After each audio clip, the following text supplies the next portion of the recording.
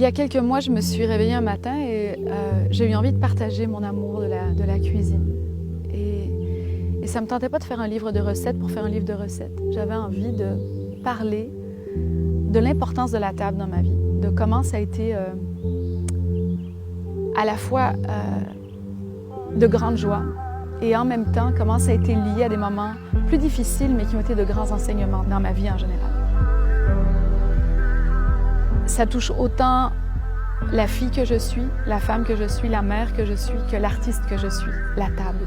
Et il y a une expression en français qui dit « je passe à table », ça veut dire « je me raconte », je vais tout dévoiler.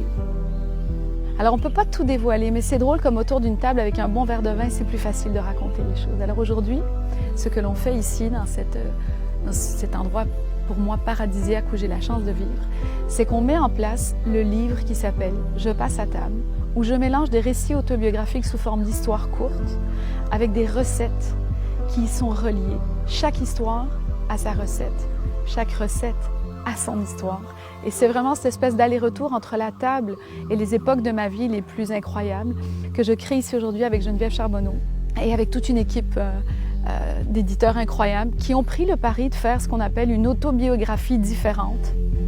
Lorsqu'on a décidé de commencer à faire ce livre, j'ai vraiment tenu à cuisiner moi-même toutes les shots, absolument toutes. C'est-à-dire toutes les shots que Ariel Tard a faites de cuisine sont des plats que j'ai cuisinés dans cette maison.